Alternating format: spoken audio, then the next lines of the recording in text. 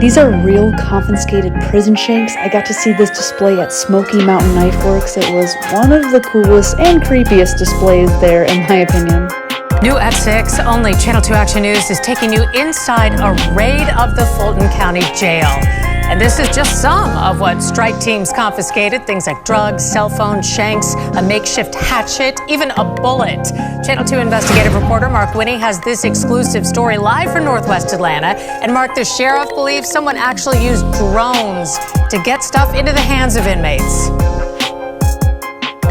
And the Fulton County Sheriff's Office says this is some of the contraband recovered in the massive shakedown we're on inside the Fulton County Jail.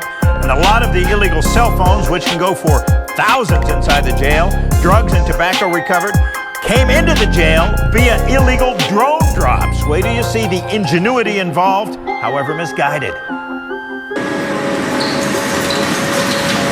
The sign is very simple, ladies and gentlemen. The only thing we're going up here to do is a massive shakedown.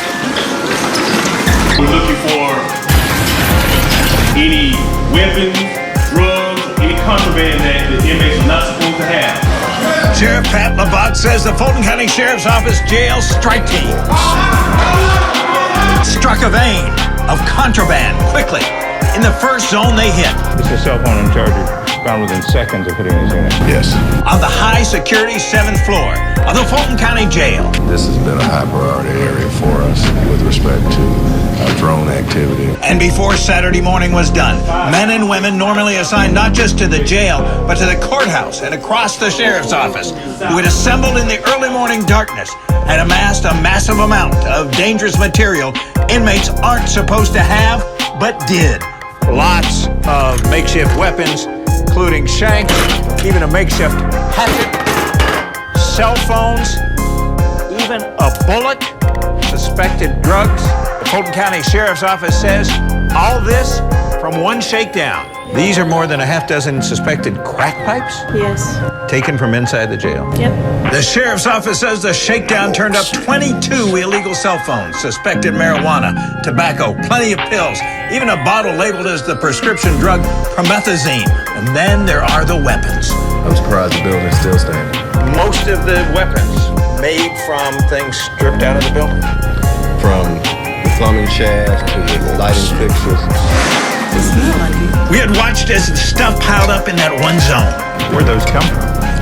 Cell 504. It's just that commissary kiosk, Well, what's it turned into? the charging station. This is marijuana from California. This is found in the cells. And that's marijuana? Yes, sir. Through the inmates burning, they use, as you can see, the exposed wires up in the light fixtures, so they'll use that to start fires, and then they will just sit there until they can melt away the plastic. So the reason why now the inmates burn the holes inside of the windows is because they're using drones. We told the story of drones in prisons, but drone drops are now a major factor in the contraband trade at the Fulton County Jail. Absolutely. Some have crash landed and ultimately with different types of payloads. Ain't tried. 15 on right. I'm away ain't tried. Innocent or guilty? I'm innocent. I'm innocent. Near the zone, we got shakedown reaction from one inmate. We don't have no problems back here. These folk coming up here antagonizing it. We ain't got no problems up here. The inmate we interviewed on camera earlier this morning, what'd you find in the cell he shares with somebody else? We collected 2 cell phones out of that cell. You know anything about a couple of cell phones? I don't know nothing about no contraband. I don't know nothing about no contraband, no cell. I'm here away ain't tried. In fairness, Natalie Ammons with the Sheriff's Office says there is no way to know if the cell phones belong to the inmate we interviewed, a cellmate, or someone else, and he was not charged with them. And I guess this image puts a fine point on the danger faced by staff and inmates here in the Fulton County Jail. The Sheriff's Office says the jail staff does smaller shakedowns on a regular basis, but the last one of this magnitude was shortly before Thanksgiving. Hello, y'all. Welcome to Bamm Bamm Raw TV. I'm Bamm Bamm, aka the 411 Giant. Hey, hit that like button. I want y'all to subscribe. Hit that bell icon so you know when my next video coming out. I'm talking about surviving the prison, and in this episode right now, I'm gonna talk about knives. But I want to make known that the most important weapon in surviving federal prison is your brain. That's the best weapon any man will ever have. So always think and think things through. Now, the knife, I'll say that to me, it's the second. It's the second most important weapon to have. A knife is essential in penitentiary. First, it's essential because the people who's in penitentiary, most of them, some people are innocent, but most of the people in the federal penitentiary and in most penitentiaries was people who did not go by the rules on the street. People who was disruptive in society. All these people was taken together and thrown into jail. So you got a lot of people who was disruptive, didn't go along with society, and was always into something or always up to something. So you take all these people and you cluster them together. That's a lot of energy. That's a lot of struggling energy. That's a lot of tension energy. There's a lot of press energy. It's a lot of energy because them dudes, they used to getting into stuff. And it don't stop just because you put them in a cage. It don't stop just because you lock them on a compound. That energy is still there unless they get control of it. So you got a lot of, some people can, some people can't. So you got a lot of people walking around penitentiary who either looking to get into something or hyped up about something, or you got some walking around who's messed up about the fact that they're in jail, they're away from their family, they're angry, it's a very volatile situation. And that's what you got to expect in there. It's not saying it's popping off every day, but you got to expect it because at any time it can pop off. You know what I'm saying? But anyway, knives are very, very, very important. I would advise anybody to get you a knife when you first get there. When you first hit you a penitentiary, you get your knife, make sure that you got one that's accessible, and make sure you got a decent one that's put up somewhere. And there's various places you can put up in that they can pass a shakedown. But you want to throw away something that you can keep reasonably close to you and a little place where you can go get at it real quick. Because you don't always have time enough to go dig, scratch, you know what I mean? Dig and scratch and pull it out. So when you get there, you're going to want to get you a knife. Dude, I would give me a knife before I buy me a commissary. Somebody got one for sale, or somebody got some material that I can make one out of, I want it. I want it before I buy me some commissary.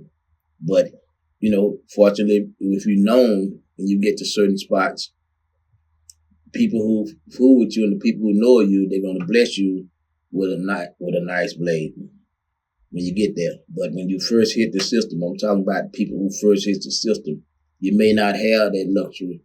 You may not have somebody who already down there going on. So you got to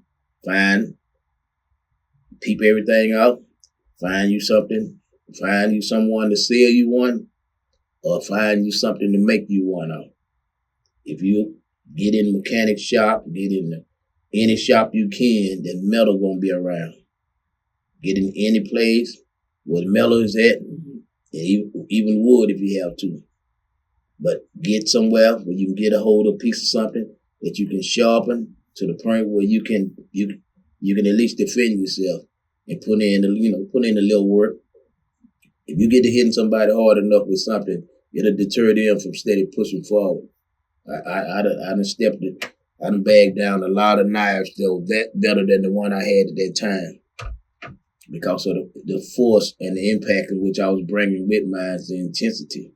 You know, a lot of people, when they hit people with knives, they don't really expect to get hit back. Me, when I was stabbing somebody, I always was looking forward to getting stabbed back. Because they didn't do nothing but push my energy even more. But everybody don't do that. Some people turn from that knife. And they'll turn from that knife and they'll try to run. And being on the knife issue, You would have to know that's the wrong thing to do. Why is running from a knife the wrong thing to do? You think because it make you look scared? You think that's going to have an impact? But that is not why.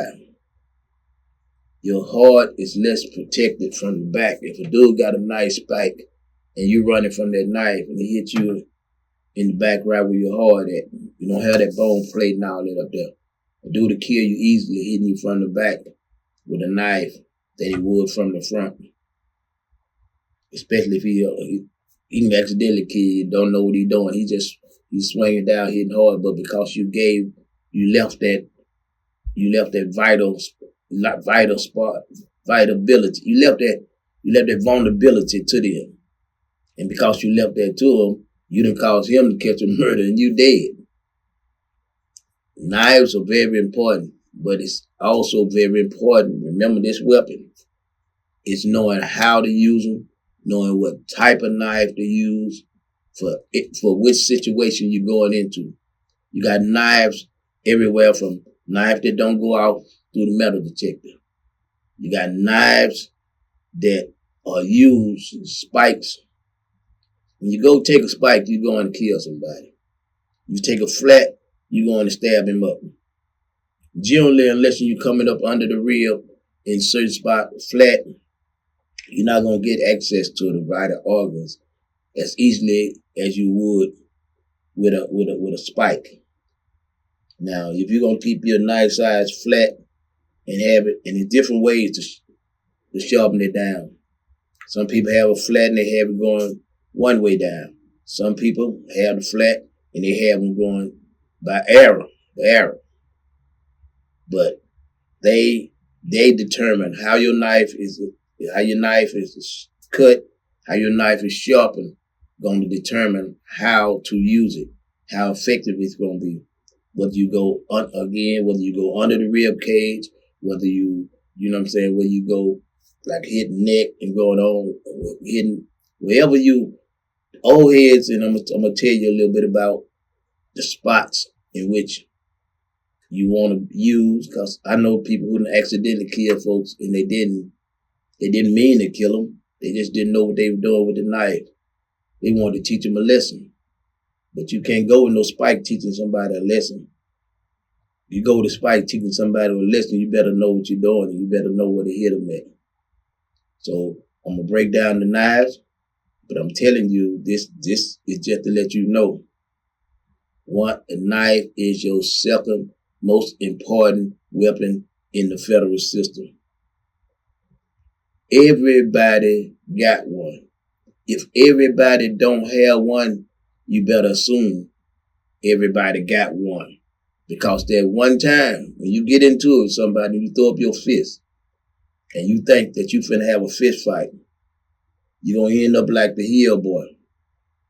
A dude named Hill was in there, and he throwed up his fist ready to fight and got stabbed 3 times before he realized he was in a knife fight and not a hand fight.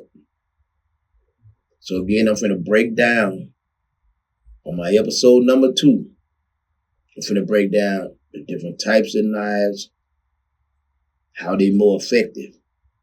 And then I'm gonna either go into it and tell you some knife defenses that if you get stabbed by a knife, what to do. If you don't have a knife, I'm gonna get into them. But let's get to the second episode. All right. I love y'all. Hit that like button, subscribe, and hit that bell icon so you know when my next video coming out. New York City.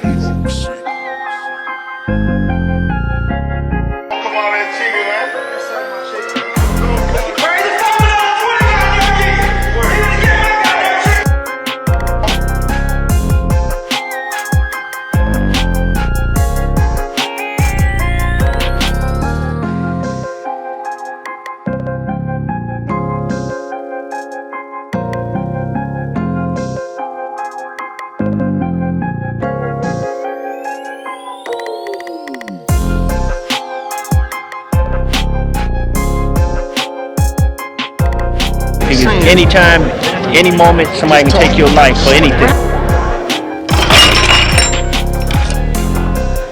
All these weapons are made to stab somebody or to have somebody stabbed. Some of the weapons that are confiscated here at Folsom Prison. For example, this weapon here was used on our main yard. You can still see the blood on it. And this was the actual called hit from one of the gang members. That means an inmate who we call a shock collar asked an inmate or told an inmate to stab somebody. A lot of our aluminum pieces are found inside our dining room area. They're cut from there. We have plastic weapons that are utilized here. Plastic spoons, styrofoam cups, combs, and Ziploc bags. They're melted down and then they're sharpened. Inmates are very ingenious. For example, here's a weapon that was found in our facility just recently. As you can see, that's a pretty effective weapon.